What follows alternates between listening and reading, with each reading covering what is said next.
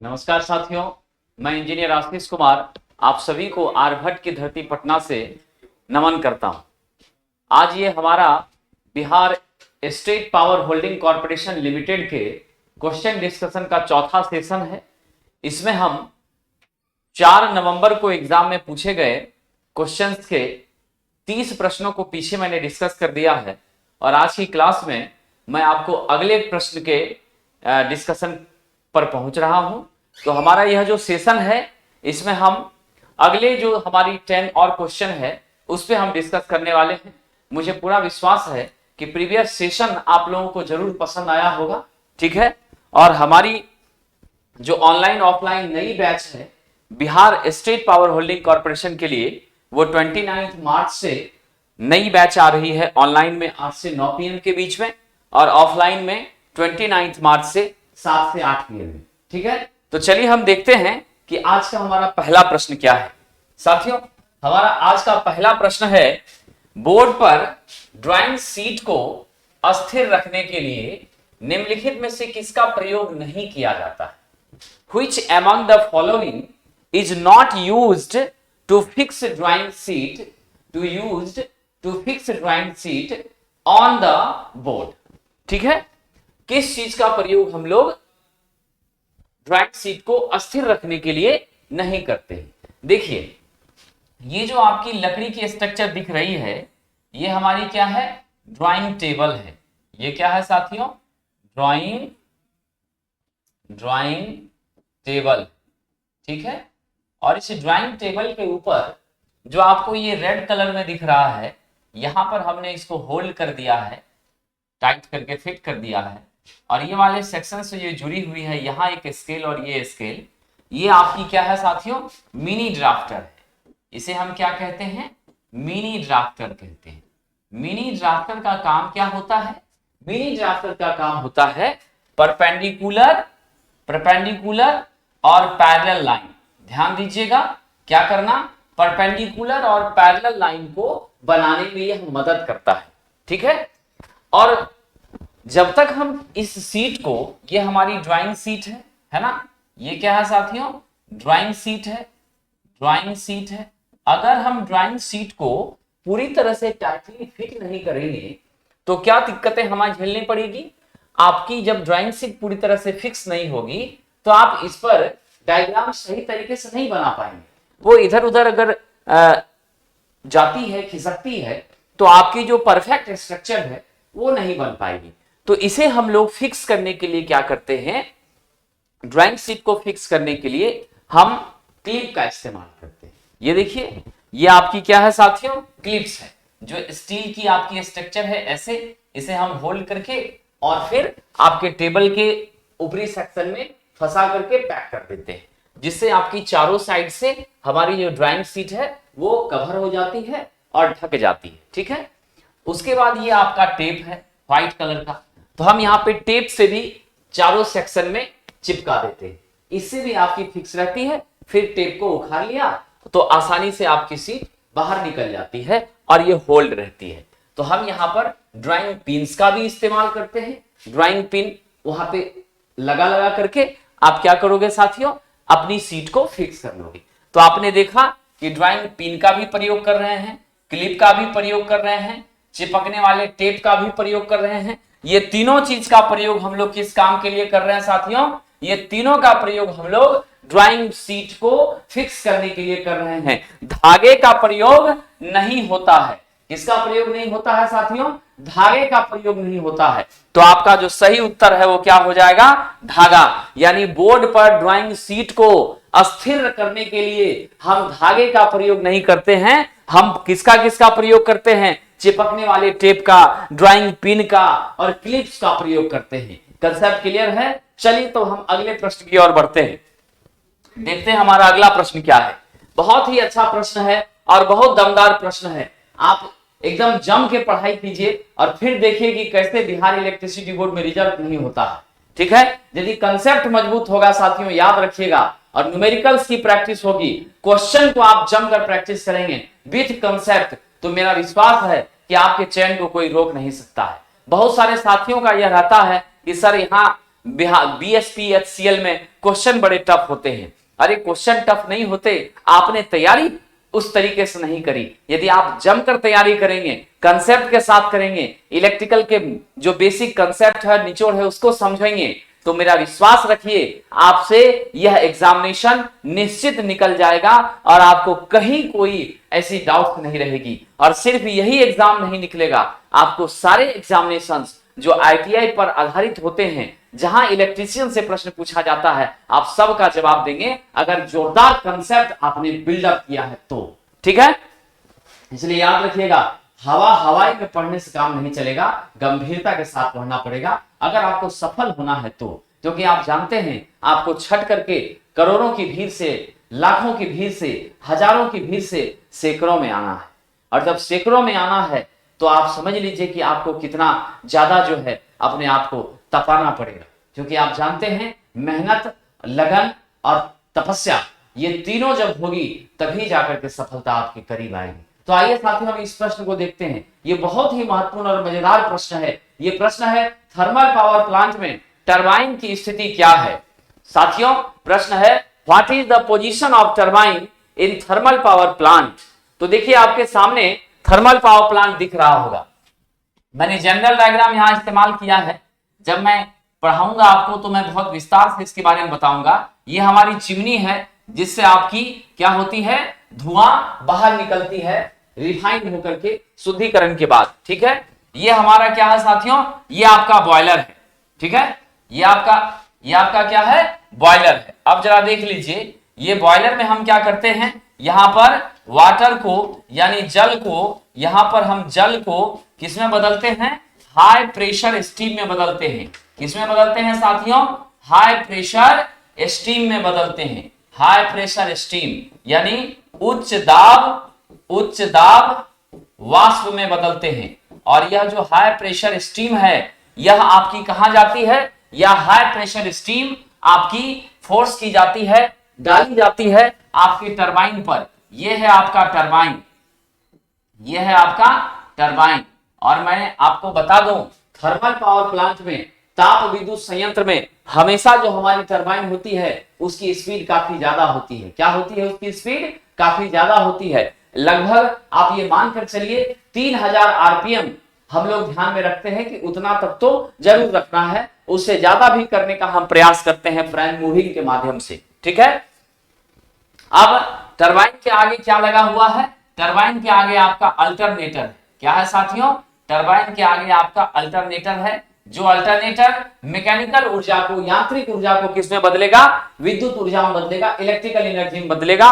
और फिर उस अल्टरनेटर के माध्यम से ट्रांसफार्मर के द्वारा स्टेप अप करके हम सप्लाई को प्राप्त कर लेंगे। कंसेप्ट क्लियर, चलते हैं। यहां प्रश्न पूछा गया कि थर्मल पावर प्लांट में टरबाइन कहां पर होता है। तो देखिए तो आप, ये रहा बॉयलर और ये है अल्टरनेटर। बॉयलर और अल्टरनेटर के बीच में क्या है साहब, टरबाइन है। क्या है, बॉयलर और अल्टरनेटर के बीच में टरबाइन है। एक और महत्वपूर्ण बात आपको हम यहाँ पे साझा कर देते हैं कि हमारी जो अल्टरनेटर यहाँ पर होती है वह कौन सी अल्टरनेटर होती है, वह आपकी यहाँ पर जो अल्टरनेटर होती है, याद रखिएगा, silent pole alternator. Silent pole alternator, इसका प्रयोग हम लोग कहां करते हैं, इसका प्रयोग हम लोग जल विद्युत में करते हैं, यानी हाइडल पावर प्लांट में करते हैं। किसमें करते हैं, जल विद्युत पावर प्लांट में करते हैं, हाइडल पावर प्लांट में करते हैं। और इसकी स्पीड क्या होती है साथियों, कम होती है। क्या होती है इसकी स्पीड, स्पीड इसकी कम होती है। ठीक है, और आपके थर्मल प्लांट में कौन सा प्रयोग करते हैं, थर्मल में करते हैं सिलिंड्रिकल। क्या करते हैं इसमें, सिलिंड्रिकल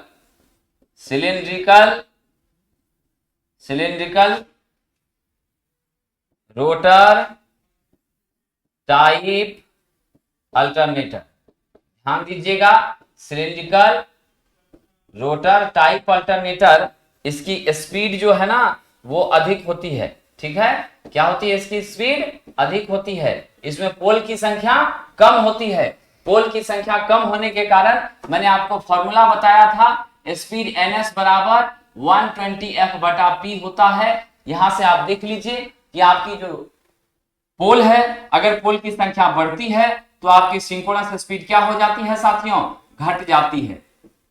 अगर पोल की संख्या घटती है तो सिंक्रोनस स्पीड बढ़ जाती है। इससे कंसेप्ट ये क्लियर होता है कि अगर हमने क्या किया, पोल कम लगाए तो आपका स्पीड काफी ज्यादा होगा। तो इसलिए ध्यान रखिएगा, थर्मल पावर प्लांट में जिस भी अल्टरनेटर का इस्तेमाल होता है, उस अल्टरनेटर के रोटर कैसे होते हैं, सिलिंड्रिकल टाइप के होते हैं। और उस रोटर की खासियत होती है कि उसका एक्सियल लेंथ ज्यादा होता है, यानी उसकी लंबाई जो है ना, ऐसे ये वाली लंबाई ज्यादा होती है और उसकी गोलाई यानी उसका डायमीटर, उसका व्यास वो क्या होता है, कम होता है।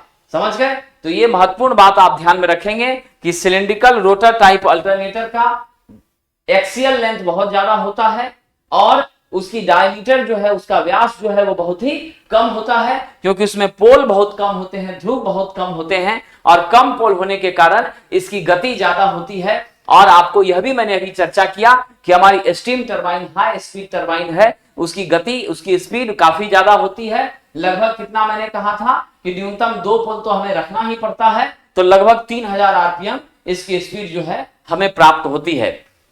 तो हमारा प्रश्न था कि थर्मल पावर प्लांट में टरबाइन की स्थिति क्या होती है। तो आप देख लिए, थर्मल पावर प्लांट में टरबाइन आपके बॉयलर और अल्टरनेटर के बीच में लगा हुआ है।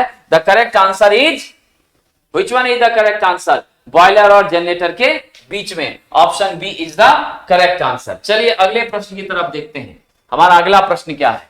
अगला प्रश्न है, घरेलू विद्युत उपकरण ज्यादातर किस वोल्ट पर काम करते हैं? The domestic electrical appliances mostly operate at what voltage?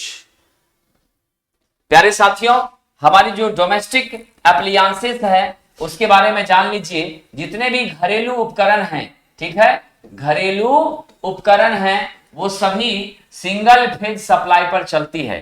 ठीक है, सिंगल फेज एसी सप्लाई पर चलती है। किस पर चलती है? सिंगल फेज एसी सप्लाई पर चलती है। यहां पर एक फेज, ठीक है, और एक न्यूट्रल से हम सप्लाई लेते हैं। क्या करते हैं? एक फेज और एक न्यूट्रल से सप्लाई लेते हैं और वोल्टेज का मान कितना होता है? 230 वोल्ट होता है। कितना होता है साथियों? 230 वोल्ट होता है। और इसी पर हमारी जो डिवाइसेस हैं वो संचालित होती है। और आपको महत्वपूर्ण बात बता दूं, जितनी भी घरेलू उपकरण है ये सब किससे जुड़ी होती हैं? ये सब डिस्ट्रीब्यूशन लाइन से जुड़ी होती हैं। किससे जुड़ी होती हैं? डिस्ट्रीब्यूशन लाइन से जुड़ी होती है। डिस्ट्रीब्यूशन लाइन के माध्यम से ही, ठीक है, हमारे घरों तक बिजली पहुंचती है। और आपको यह भी जानकारी दे दूं कि डिस्ट्रीब्यूशन लाइन जो होता है वह 3 फेज 4 वायर सिस्टम होता है। क्या होता है? 3 फेज 4 वायर, यानी 3 फेज होता है, 4 वायर होता है, जिसमें चौथा वायर क्या है? न्यूट्रल है। यानी ऐसे समझिए, ये आपका स्टार का कनेक्शन होता है साथियों, ठीक है, ये आपकी रेड, ये येलो, ये वाली आपकी ब्लू, ठीक है, RYB, ये 3 फेज हमारा है, रेड, येलो और ब्लू। और ये जो पॉइंट देख रहे हैं ना, ये आपका न्यूट्रल है। ये क्या है साथियों? न्यूट्रल। ये क्या है? न्यूट्रल है। तो देखिए, तो एक वायर हुआ, दूसरा वायर हुआ, तीसरा वायर हुआ, ये चौथा वायर हुआ, यानी 4 वायर हो गया। वायर कितने हो गए? 4। अब फेज कितना हो गया? 1, 2 और ये 3। तो इसलिए 3 फेज और 4 वायर का सिस्टम होता है, ठीक है। और यह डिस्ट्रीब्यूशन लाइन से जुड़ी होती है। एक फेज और एक न्यूट्रल में जब कनेक्शन करते हैं तो 230 वोल्ट मिलता है, ठीक है, यानी 220 से लेकर 240 तक हमको मिलता है। जनरली हम लोग 230 इसको बोला करते हैं, ठीक है। सिंगल फेज घरेलू उपकरण किस पर काम करता है? सब सिंगल फेज एसी सप्लाई पर काम करता है। तो आपका सही उत्तर क्या हो गया साथियों? 230 वोल्ट एसी हो गया। मैं स्क्रीन के से इसलिए साइड हो रहा हूं ताकि कुछ युवा साथी स्क्रीनशॉट लेते हैं तो उन्हें भी दिक्कत नहीं हो। चलिए हम देखते हैं कि हमारा अगला प्रश्न क्या है और वह कितना महत्वपूर्ण है। साथियों, कहा गया है एक ट्रांसमिशन लाइन का मुख्य कंपोनेंट्स निम्नलिखित में से कौन सा है? Which among the following are the main elements of a transmission line? Transmission line के माध्यम से हम अपने जनरेटिंग स्टेशन से, विद्युत उत्पादन संयंत्र से, यानी पावर प्लांट से हम क्या करते हैं?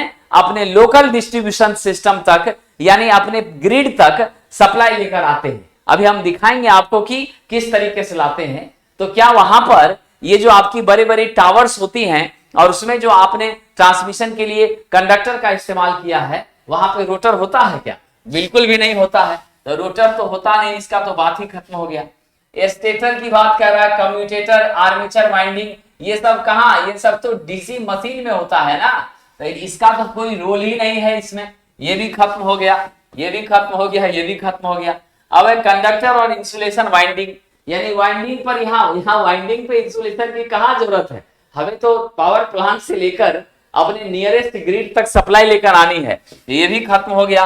होता क्या क्या है? तो साथियों, कंडक्टर होता है जिसके माध्यम से आप सप्लाई को एक स्थान से दूसरे स्थान तक ट्रांसफर करते हैं। ट्रांसफार्मर होता है जिसके द्वारा वोल्टेज को आप स्टेप अप और स्टेप डाउन करते हैं, यानी जरूरत के हिसाब से बढ़ाते और घटाते हैं। फिर सपोर्टिंग टावर होता है जिसके द्वारा आप अपने सर के ऊपर से इस वायर को लेकर आते हैं, ठीक है। ओवरहेड वाइंडिंग, ओवरहेड ट्रांसमिशन उसी को कहते हैं। ऐसी ट्रांसमिशन लाइन जो हमारे सर के ऊपर से गुजरती है उसे ओवरहेड ट्रांसमिशन लाइन, यानी कि आपको ट्रांसमिशन लाइन का वो मुख्य भाग होता है। अंडरग्राउंड और ओवरहेड दो तरह के ट्रांसमिशन होते हैं। तो जो सर के ऊपर से तार जा रही है वो ओवरहेड हो गया, और जो जमीन के अंदर से केबल के माध्यम से आपने पावर को सप्लाई किया है वो आपकी क्या हो गई? अंडरग्राउंड केबल के माध्यम से हो गई, यानी अंडरग्राउंड ट्रांसमिशन सिस्टम हो गई। आइए जरा इसको और गंभीरता से हम समझते हैं, क्योंकि ये बड़ा महत्वपूर्ण है, यहां से काफी प्रश्न पूछे जाते हैं। ये देखिए आपके सामने जो तस्वीर दिख रही है साथियों, ये तस्वीर किसकी है? ये तस्वीर है पावर ट्रांसफार्मर की। किसकी तस्वीर है? पावर ट्रांसफार्मर की। इसे हिंदी में क्या कहते हैं साथियों?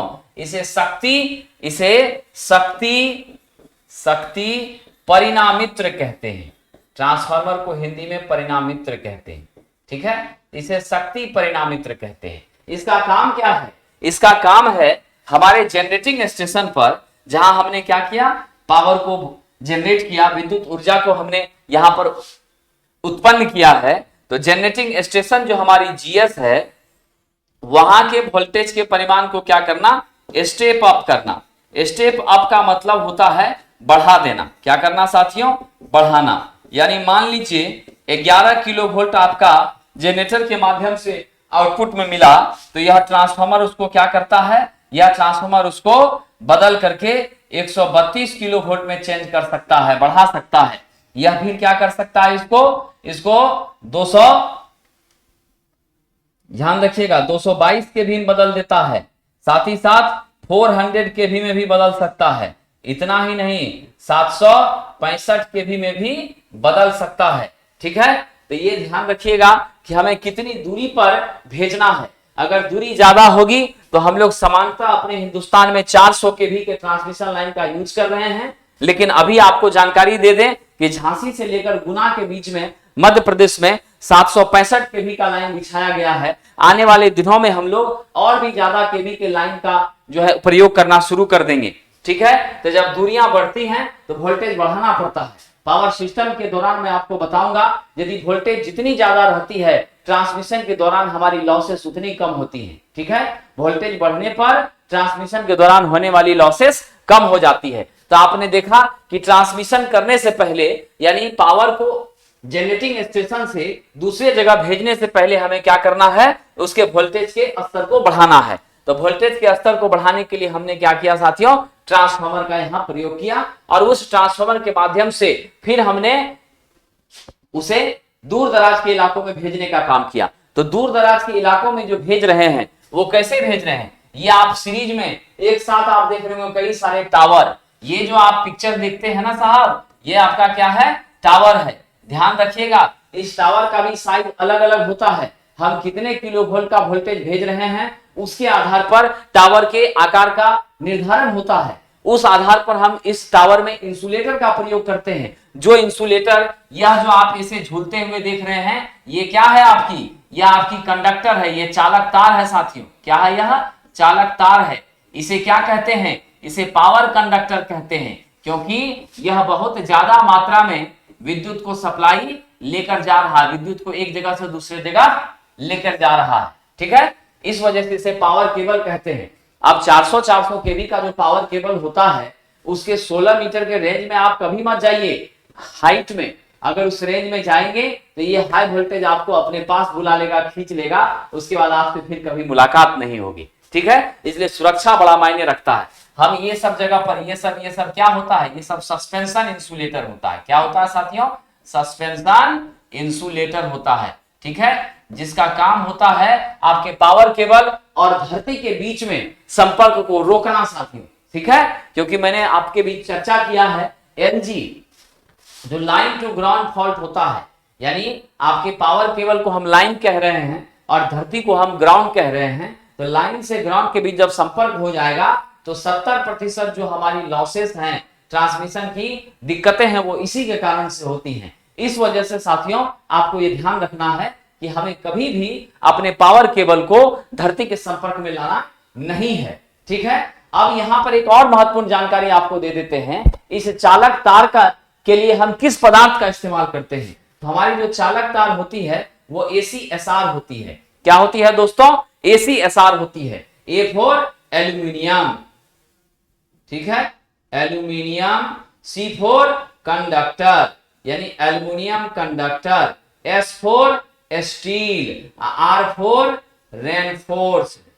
ठीक है, याद रखेंगे आप लोग, एल्यूमिनियम कंडक्टर स्टील रेनफोर्स्ड, यानी आपके बीच में क्या है साथियों, बीच में आपका स्टील है। बीच में क्या है, स्टील, और स्टील के चारों तरफ क्या है, स्टील के चारों तरफ आपका एल्युमिनियम है। ठीक है, स्टील के चारों तरफ क्या है, एल्युमिनियम है। स्टील बीच में क्यों देते हैं, क्योंकि स्टील काफी मजबूत पदार्थ होता है और उसके कारण से आपकी तार पूरी तरह से सीधी फिट हो जाती है और वह बहुत ज्यादा झुकती नहीं है, कमजोर नहीं पड़ती है। क्योंकि हमारे ट्रांसमिशन लाइन के लिए जो हमने पावर केबल का यूज किया है, पावर कंडक्टर का यूज किया है, वह यांत्रिक रूप से भी मजबूत होना चाहिए। ठीक है, नहीं तो फिर वो जल्दी से डैमेज हो जाएगा, टूट जाएगा। ठीक है, तो हम आगे जब बढ़ते जाएंगे और पावर सिस्टम में पढ़ेंगे तो ACSR के बारे में और भी विस्तार से हम लोग बात करेंगे। फिलहाल हमारा जो उद्देश्य था वो यह समझना था कि ट्रांसमिशन के लिए क्या क्या चीजें जरूरी हैं। तो आपने देख लिया, ट्रांसफार्मर जरूरी है, जो विद्युत उत्पादन केंद्र से आपकी जो वोल्टेज उत्पन्न हुई है उसको कितनी दूरी तक भेजना है, उस आधार पर वोल्टेज के मान को बढ़ाने का काम करता है। और जिस एंड पर हम पहुंच जाते हैं कि यहां तक हमने सप्लाई कर दिया, तो उस एंड पर हमें घटाना भी है, तो वो घटाने का काम भी कौन करता है, ट्रांसफार्मर करता है। तो ट्रांसफार्मर तो एक बड़ा महत्वपूर्ण अवयव हो ही गया। दूसरे नंबर पे हम एक जगह से दूसरे जगह चालक तार को कैसे ले जाएंगे, तो वो हम ले जाएंगे टावर के माध्यम से। तो दूसरा इंपॉर्टेंट पॉइंट आपका क्या हो गया साथियों, टावर हो गया। और तीसरा, उस टावर पर हम रास्ता मेरा क्या होगा, पाथ क्या होगा, जिससे होकर आपकी यह विद्युत धारा, विद्युत शक्ति या वोल्टेज आपकी वहां से पास होगी। तो उसके लिए हम लोग चालक तार यानी पावर कंडक्टर का प्रयोग करते हैं। तो आपका जो प्रश्न था युवा साथियों, वो प्रश्न था कि ट्रांसमिशन लाइन का मुख्य कंपोनेंट क्या होता है। तो देखिए, कंडक्टर देख लिया ना आपने, ACSR, ट्रांसफार्मर देख लिया ना, पावर ट्रांसफार्मर, और सपोर्टिंग टावर आपने देख लिया। तो ये तीनों चीजें हमारे लिए आवश्यक है। तो सही उत्तर क्या है, ऑप्शन नंबर डी। तो चलिए हम अगले प्रश्न की तरफ बढ़ते हैं। मुझे विश्वास है कि आपको यह बहुत अच्छे से समझ में आया होगा। अगला प्रश्न है, निम्नलिखित में किस प्रकार के वाइंडिंग का इस्तेमाल आजकल डीसी मशीनों में नहीं किया जाता है। Which among the following are the main elements of a transmission line? कौन कौन सा, which among the following are the not used in DC machine winding, not used in DC machine winding। निम्नलिखित में से कौन सी चीजें डीसी मशीन वाइंडिंग में प्रयोग में नहीं ली जाती हैं। ठीक है, तो आपका जो है सबसे पहला लैप वाइंडिंग है, दूसरा डुप्लेक्स लैप वाइंडिंग है, तीसरा ग्रेमे रिंग वाइंडिंग है, चौथा वेव वाइंडिंग है। तो मैं आपको बता दूं, लैप का भी प्रयोग करते हैं, डुप्लेक्स का भी प्रयोग करते हैं, वेव का भी प्रयोग करते हैं, ग्रेमे का प्रयोग नहीं करते हैं। तो हमारा सही उत्तर हो जाएगा ग्रेमे वाइंडिंग। आइए जरा समझ लेते हैं थोड़ा इन बातों को। ठीक है, ये आपकी होती है Grammy ring winding. Grammy ring winding आप देख रहे हैं कि हमारी जो ग्रेमी रिंग वाइंडिंग यहाँ पर जो रेड कलर का ये आपका जो यहाँ आया है, इस वाले हिस्से में हम ऐसे ऐसे ऐसे ऐसे ऐसे ऐसे इस तरीके से हम फंसा फंसा करके तब ये वाइंडिंग करते हैं। खास करके यह वाइंडिंग जो है ना आपके पंखे का जो कॉइल होता है, ठीक है, पंखे के कॉइल में यही वाइंडिंग आपकी लगभग लगी रहती है। तो हम इस तरह की वाइंडिंग का प्रयोग जो है यहाँ पर नहीं करते हैं, इसका उपयोग नहीं किया जाता है। ठीक है, हम उपयोग करते हैं साथियों, ये तस्वीर आप ध्यान से देखना, हम उपयोग करते हैं इसमें देखो पैरेलल पाथ ज्यादा है कि नहीं है, ये आपकी क्या है, ये ऊपर वाली ये लैप वाइंडिंग है। ठीक है, लैप वाइंडिंग में आपके पैरेलल पाथ समांतर में रास्ते ज्यादा है, यानी समांतर में रास्ते ज्यादा होने के कारण आपकी विद्युत धारा क्या होती है, ज्यादा हो जाती है। तो जब आपको ध्यान रखना लैप वाइंडिंग के बारे में मैं बता दूं, लैप वाइंडिंग, ठीक है, जिस भी डीसी मशीन के रोटर पर लैप वाइंडिंग होती है उसमें समांतर पथ की संख्या पोल की संख्या के समान होती है। क्या होती है, लैप वाइंडिंग में समांतर पथ की संख्या, समांतर पथ की संख्या क्या होती है, ध्रुव की संख्या के बराबर, ध्रुव की संख्या के समान होती है, यानी P के बराबर। यदि आपके पास 4 पोल है तो पैरेलल पाथ कितना, 4 होगा। यदि 6 पोल है तो पैरेलल पाथ कितना, 6 होगा। किसमें साथियों, लैप वाइंडिंग में। ठीक है, और लैप वाइंडिंग का प्रयोग हम कहां करते हैं, लैप वाइंडिंग का प्रयोग हम करते हैं ऐसे जनरेटर में जहां आपको धारा अधिक चाहिए, धारा क्या चाहिए साथियों, अधिक चाहिए, और आपको वोल्टेज कम चाहिए। ठीक है, वहां पर हम इसका प्रयोग करते हैं। कंसेप्ट क्लियर हो गया। अब दूसरी आपकी यहां वेव वाइंडिंग है।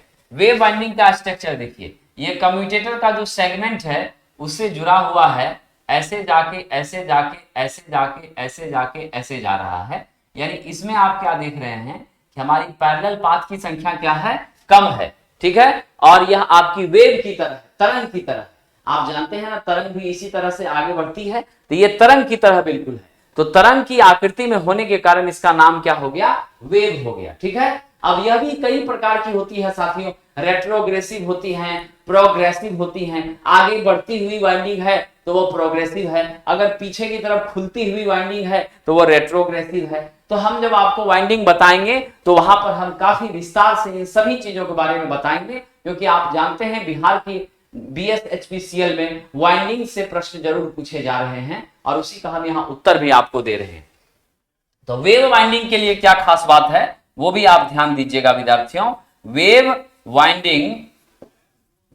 वाइंडिंग में क्या होती है, समांतर पथ की संख्या, ये जीवन भर याद रखने वाली बात है। वेव वाइंडिंग में समांतर पथ की संख्या कितने, समांतर पथ की संख्या मात्र 2 होती है। ठीक है, कितनी होती है, 2 होती है हर एक परिस्थितियों में। और वेव वाइंडिंग की खासियत क्या है कि यदि हमें कैसा जनरेशन चाहिए, यदि आपको डीसी जनरेटर से अधिक वोल्टेज और कम धारा चाहिए आउटपुट में, तब आप इसका यूज करेंगे। क्या होगा साथियों, यहां पर वोल्टेज होगा अधिक एवं आपकी धारा क्या हो जाएगी, कम। तो इस वाले केस में करंट आपको कम प्राप्त होता है और वोल्टेज क्या होता है, ज्यादा प्राप्त होता है। इस बात का आप ध्यान रखेंगे। क्लियर कंसेप्ट, आगे बढ़े चलिए। तो लैप वाइंडिंग के लिए समांतर पथ की संख्या ध्रुव की संख्या के समान, वेव वाइंडिंग के लिए समांतर पथ की संख्या ध्रुव बराबर ओनली 1 ओनली 2, यानी सिर्फ क्या होता है, 2 होता है। ठीक है, वेव वाइंडिंग के लिए समांतर पथ की संख्या 2 होती है। हम चलते हैं अपने अगले प्रश्न पर, यानी कि आपने देख लिया इस प्रश्न में lap winding, duplex lap winding, wave winding, ये सभी किसका हिस्सा है, ये सभी डीसी मशीन का हिस्सा है और उसमें प्रयोग में लिया जाता है। ग्रेमे रिंग वाइंडिंग का प्रयोग अब नहीं हो रहा है। खिलौने के लिए हमें बहुत ज्यादा टॉर्क की जरूरत नहीं पड़ती है, बहुत ज्यादा बल आघूर्ण की जरूरत नहीं पड़ती है। ठीक है, तो इस वजह से हम वहां पर एक छोटा सा मोटर प्रयोग करते हैं, जो मोटर किस पर चलता है, सिंगल फेज एसी सप्लाई पर चलता है। किस पर चलता है, सिंगल फेज एसी सप्लाई पर चलता है। और उस मोटर की तस्वीर आप यहां देख रहे हैं। ठीक है, यह आपकी क्या होती है, सिंगल फेज इंडक्शन मोटर होती है। कैसी मोटर होती है, यह होती है आपकी सिंगल फेज इंडक्शन मोटर होती है। और आपको मैं बता दूं कि सिंगल फेज इंडक्शन मोटर स्वचालित नहीं होती है, खुद से यह नहीं चलती है। इसे चलाने के लिए यानी इसे स्टार्ट करने के लिए हमें क्या करना पड़ता है, रोटेटिंग मैग्नेटिक फील्ड डेवलप करना पड़ता है, यानी गतिमान चुंबकीय क्षेत्र हमें विकसित करना पड़ता है। और गतिमान चुंबकीय क्षेत्र विकसित करने के लिए हमें इसमें कुछ नए अरेंजमेंट करने पड़ते हैं, नया कुछ डिजाइन बनाना पड़ता है, कुछ हमें यहाँ पर चेंजिंग करनी पड़ती है। तो देखिए जरा हम क्या चेंजिंग करते हैं। इस तरह के मोटर में आप ध्यान देना साथियों, इस तरह के मोटर में ये तो आपका स्टेटर का वाइंडिंग है और ये हमारी पोल है, ये हमारी क्या है, पोल है। उस पोल में हमने ये जो ब्लैक ब्लैक आप देख रहे हैं, ब्लैक ब्लैक देख रहे हैं, यहां पर हम क्या करते हैं, खुले तांबे के तार को लपेटते हैं। क्या करते हैं, खुले तांबे के तार को लपेटा जाता है। ठीक है, क्या करते हैं, खुले तांबे के तार को लपेटा जाता है।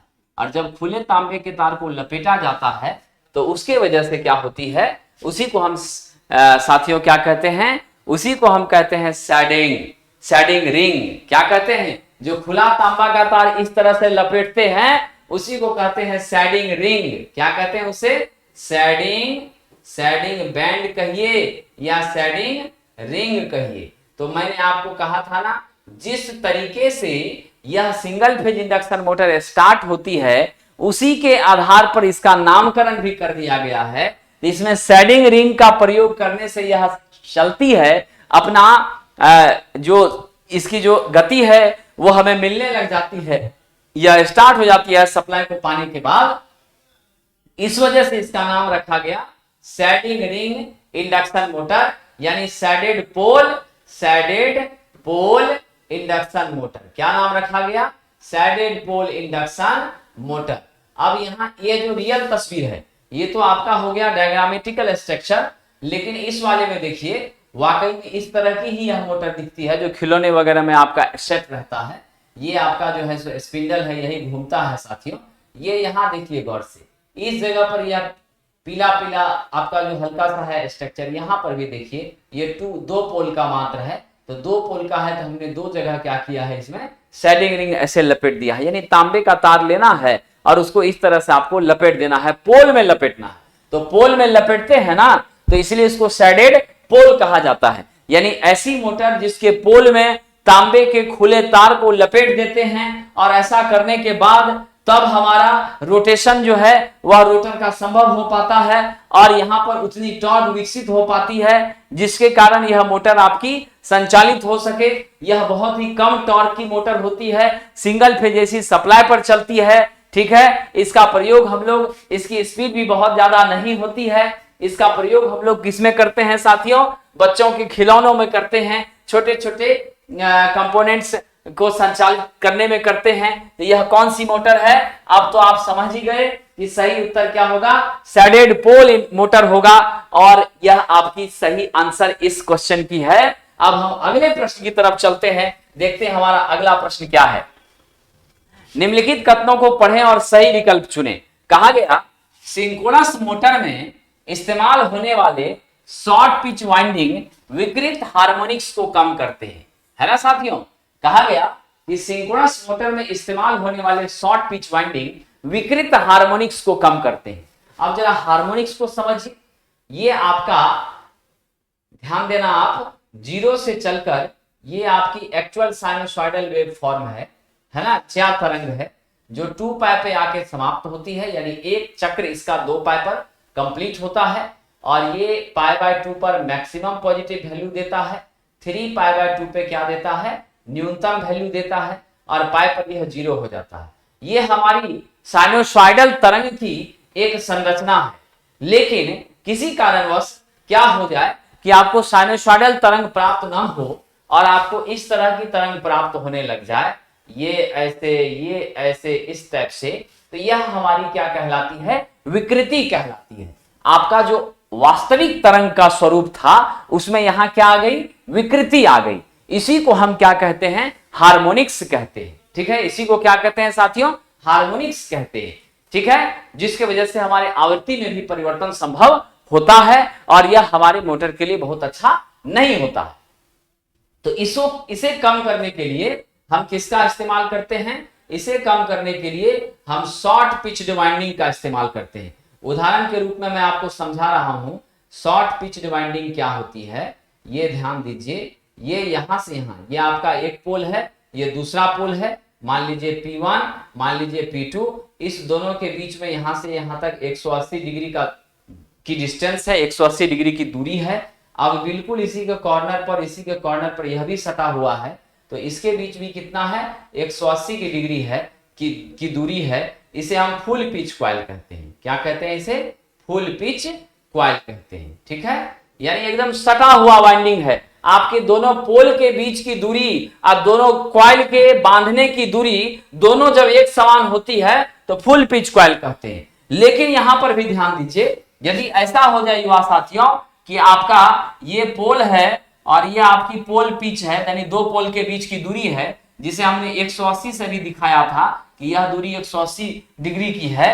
अगर हमने ऐसा कर लिया कि हमारी वाइंडिंग देखिए ये इस तरीके से है, इस तरीके से, इस तरीके से, है ना, इस तरीके से, और यहां इतना डिस्टेंस क्या हो गया, खाली हो गया।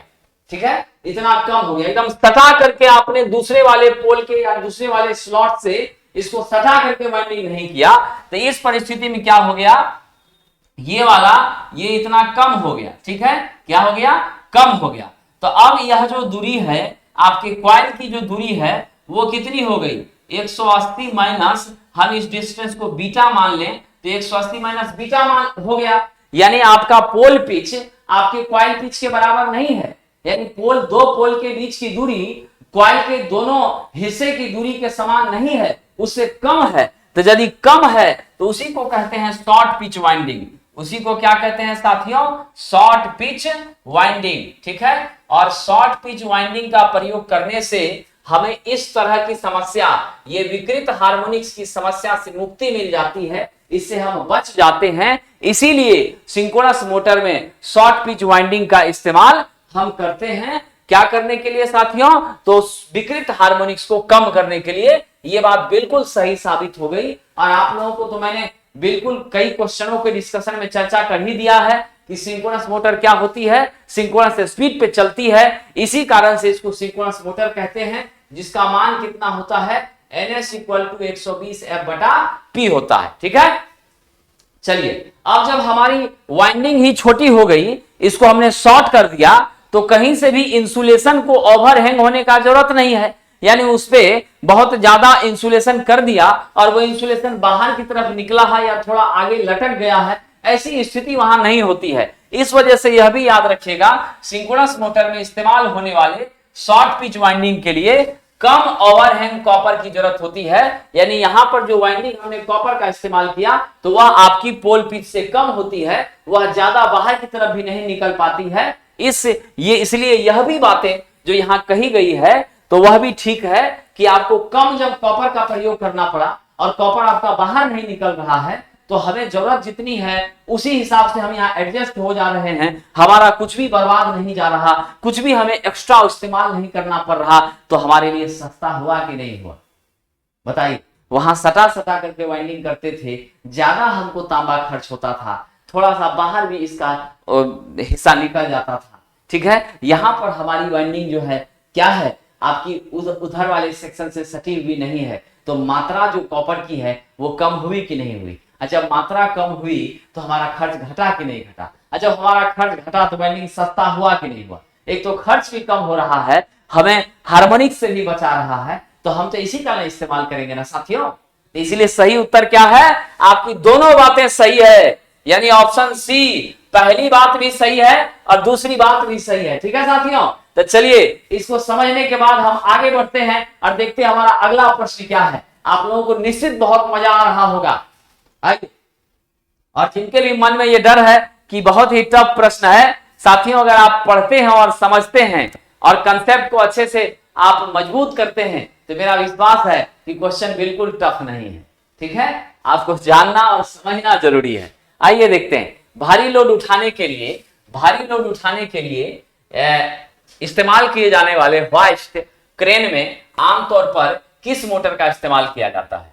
Which of the following motors is most commonly used in hoist crane and lifting heavy load। एक बात तो आप ध्यान में रखिए कि जब हम किसी भारी लोड को उठाते हैं, जब हम किसी भारी लोड को जमीन से ऊपर की तरफ ले जाते हैं, तो हमारी गति क्या होती है, कम होती है। क्या होती है, गति कम होती है। तो पहला स्वभाव मिल गया कि गति कम होना चाहिए। और जब आप नीचे से ऊपर ले जाते हैं तो आपकी जड़त्व का भी उस पर इफेक्ट होता है और उसे भी आपको कम करना है, यानी आपकी स्टार्टिंग टॉर्क क्या होनी चाहिए, उच्च होनी चाहिए, है ना, यानी उच्च स्टार्टिंग टॉर्क, यानी प्रारंभिक टॉर्क साथियों, प्रारंभिक बल आघूर्ण अधिक होना चाहिए। ये दो बातें किसी भी भारी लोड को उठाने वाले यंत्रों में होती हैं, चाहे वह लिफ्ट हो, चाहे हॉइस्ट हो या क्रेन हो। तो हमें देखना होगा ऐसा मोटर जिसकी गति क्या होती है, कुछ कम होती है, यानी इसकी गति सिंक्रोनस गति के बराबर नहीं होती है, उससे कम होती है, और स्टार्टिंग टॉर्क इसका ज्यादा होता है। तो साथियों वह मोटर आपकी कौन है, वह मोटर है 3 फेज, है ना, slip ring type, 3 phase slip ring induction motor. कौन सी मोटर है, 3 phase slip ring induction motor. ये देखिए यहां पर 1 2 3 यहां पे स्लिप रिंग का प्रयोग किया गया है, और आपकी सप्लाई हम कितना देते हैं, इसे 3 फेज में देते हैं। यह हिस्सा आपके रोटर का हिस्सा है, और यहां हमने वाइंडिंग को इस तरीके से इंस्टॉल किया है, और सारे हिस्से किससे जुड़े हैं वाइंडिंग्स के, ये यहां पर स्लिप रिंग के माध्यम से ब्रश के द्वारा किससे जुड़े हैं, एक्सटर्नल रेजिस्टेंस से जुड़े हैं, यानी बाह्य प्रतिरोध से जुड़े हैं। बाह्य प्रतिरोध से इसके तीनों रिंग को इसलिए जोड़ा जाता है ताकि शुरुआत में आप ये जान लीजिए कि प्रतिरोध जब हमारा बढ़ता है तो हमारी टॉर्क इस रोटर की क्या होती है, काफी ज्यादा हो जाती है, और हमें तो शुरुआत में टॉर्क ज्यादा चाहिए ही। जैसे ही हम टॉर्क, हमें शुरुआती टॉर्क बढ़ती है, और जब हमारी शुरुआती टॉर्क बढ़ गई तो हमारी गति को भी हम क्या करते हैं, अपना जो 75% 70 से 80% तक जब हमारी स्पीड है वहां तक जब हम पहुंच जाते हैं, तो फिर ऑटो कट स्विच के माध्यम से यह जो एक्सटर्नल रेजिस्टेंस है, बाहरी प्रतिरोध है, उससे इसका संपर्क खत्म हो जाता है, और जब इसका संपर्क खत्म हो जाता है तो फिर यह अपने फुल स्पीड पर संचालित होना शुरू कर देती है। ठीक है, तो यह स्लिप रिंग इंडक्शन मोटर, इसका नाम इसलिए पड़ा क्योंकि यहां पर स्लिप लगी होती है जो मोटर के शाफ्ट पर ही स्थित होती है। ठीक है, तो जब हम इंडक्शन मोटर के बारे में चर्चा होगी और भी बहुत ही विस्तार से एक एक कंपोनेंट को समझेंगे। फिलहाल आपका जो गुण था कि गति भी कम होनी चाहिए और उच्च स्टार्टिंग टॉर्क भी होना चाहिए, वो यहां पर हमें मिल रहा है। ठीक है, स्प्लिट फेज इंडक्शन मोटर जो है वहां पर ऐसा नहीं होता है साथियों। सिंक्रोनस मोटर की तो गति ही बहुत ज्यादा होती है। स्टेपर मोटर तो आपका स्टेप बाय स्टेप जो है साथियों का फंक्शन करता है, तो वह तो कंट्रोल में काम करता है, उसका यहाँ कोई उपयोग नहीं है। तो सही उत्तर क्या है, स्लिप रिंग इंडक्शन मोटर। वह भी कौन सा साथियों, तो आपके 3 फेज का। इसका प्रयोग हम लोग करते हैं भारी सामान को ऊपर उठाने के लिए। चलिए आगे बढ़ते हैं। अगला प्रश्न देखिए, कह रहा है कि एक वर्कशॉप में 5 HP का 415 वोल्ट का 3 फेज मोटर लगाया गया है। ठीक है, जिसकी सप्लाई कितनी देते हैं, 415 वोल्ट देते हैं। अब आपसे पूछा गया है कि किस डिस्कनेक्टिंग स्विच का चयन करेंगे यदि हमारी क्षमता दक्षता 85% हो और पावर फैक्टर 0.8 हो। तो आप यहां से इस बात को समझ लीजिए कि हम जब भी 3 फेज सप्लाई की बात करते हैं तो 3 फेज सप्लाई में डिस्कनेक्टिंग स्विच के रूप में हम ICTP का यूज करते हैं। किस स्विच का यूज करते हैं, ICTP। क्या फुल फॉर्म होता है साथियों ICTP का, ICTP का फुल फॉर्म होता है आयरन, I से आयरन, C से क्लैड, T से ट्रिपल, ठीक है, और P से पोल टाइप स्विच। ठीक है, इसका पूरा नाम क्या हो गया युवा साथियों, iron clad triple pole type switch. Iron clad triple pole type switch. ये देखिए, तो ये आपके बॉक्स, ये आपका बॉक्स है, उसका ये ढक्कन है, मैंने अंदर का हिस्सा दिखाया। 1 2 3 सेक्शन है आपके, यहां पर आपका हैंडल है, इसके माध्यम से आप क्या कर सकते हैं, हैंडल के द्वारा कट आउट करने का काम आप करते हैं। तो ये ICTP स्विच कैसी दिखती है वो आपके सामने दिख रही है। ठीक है, इसका पूरा नाम होता है iron clad triple pole type switch. और इसके बारे में हम बता दें कि हमारे वर्कशॉप में 5 HP या 415 वोल्ट का जो 3 फेज मोटर लगाया गया है साथियों, तो उसके लिए हम लोग ICTP 415 वोल्ट 32 एम्पियर का चयन करेंगे उसे डिस्कनेक्ट या कनेक्ट करने के लिए। और आपकी जानकारी हम बढ़ा दें कि इस स्विच को 3 फेज इस स्विच को 3 फेज 4 वायर स्विच भी कहा जाता है। क्या कहा जाता है? 3 फेज 4 वायर स्विच भी कहा जाता है। ठीक है, क्या कहा जाता है साथियों? 3 फेज 4 वायर स्विच कहा जाता है, क्योंकि यह 3 फेज की सप्लाई 4 वायर के माध्यम से जो हमें मिलती है, उसके साथ जो भी संयंत्र जोड़ते हैं, उस संयंत्र को कनेक्ट और डिस्कनेक्ट करने के लिए यह प्रयोग में लिया जाता है। इसीलिए इसको सामान्य रूप से 3 फेज 4 वायर स्विच भी कहा जाता है। इस स्विच की रेटिंग जो है मार्केट में, वह कितने कितने के रेंज में रहती है? यह आपकी 15 एम्पियर से लेकर के, ठीक है, 32 एम्पियर, 30 एम्पियर, 60 एम्पियर, समझ गए कि नहीं? उसके बाद 150 ampere, 250 ampere, 100 ampere, 100 ampere, 150 ampere, ठीक है, 200 एम्पियर, इस तरह से इसका रेटिंग जो है रहता है। तो जिस हिसाब से आप इसे प्रयोग में लेते हैं, जितनी आपकी सप्लाई है, उतने के स्तर तक का स्विच हम लोग अपने घरों में या अपने उद्योग धंधों में या फिर इंडस्ट्रीज के सेक्शन में, वहां पर हम प्रयोग में लेते हैं। क्लियर साथियों? तो इससे यह समझ में आ गया कि इस स्विच को मेन स्विच के रूप में प्रयोग किया जाता है। यदि आपकी लोड 3 फेज में है तो इसे किस रूप में प्रयोग में लेते हैं? मेन स्विच के रूप में प्रयोग में लेते हैं। आपका सही उत्तर है ICTP 415 वोल्ट 32 एम्पियर। ठीक है, आइए आज के आखिरी सवाल को देखते हैं और फिर हम लोग दोबारा आपसे मिलेंगे इसके आगे के सेशन 5 में। ठीक है, तो आइए साथियों, हमारा जो आज का ये आखिरी सवाल है वो है विद्युत ड्राइव्स के 4 क्वाड्रेंट ऑपरेशन में। यानी विद्युत का जो ड्राइव है, ड्राइव का काम है गति का नियंत्रण करना। आप इस बात को हमेशा याद रख लीजिए, ड्राइव का काम क्या है? गति का नियंत्रण करना। ठीक है, नियंत्रण करना। ठीक, और हम साथियों गति के नियंत्रण के लिए प्रायः हम लोग डीसी ड्राइव का प्रयोग करते हैं। आपके ट्रैक्शन वगैरह में इसका काफी ज्यादा उपयोग होता है। साथ ही साथ साथियों आपकी जो इंडस्ट्रीज है वहां पर भी इसका बहुत उपयोग होता है। तो इसके 4 क्वाड्रेंट ऑपरेशन होते हैं। आपको पता है ना, हमारी जो ग्राफ होती है उसमें भी कितने क्वाड्रेंट होते हैं? 4 होते हैं। ये पहला क्वाड्रेंट है, जीवन भर याद रख लीजिएगा। पहला क्वाड्रेंट फॉरवर्ड मोटरिंग। क्या होता है? Forward motoring. पहले क्वाड्रेंट में फॉरवर्ड मोटरिंग होती है। दूसरे में साथियों याद रखिएगा क्या होती है? दूसरे क्वाड्रेंट में ध्यान दीजिएगा, बताइए। Forward breaking. ठीक है, दूसरे में क्या होती है? फॉरवर्ड। दूसरे में फॉरवर्ड ब्रेकिंग होती है। ठीक, तीसरे में रिवर्स मोटरिंग होती है। तीसरे में क्या होती है? रिवर्स मोटरिंग होती है, रिवर्स मोटरिंग। और चौथे में क्या होती है? रिवर्स ब्रेकिंग होती है।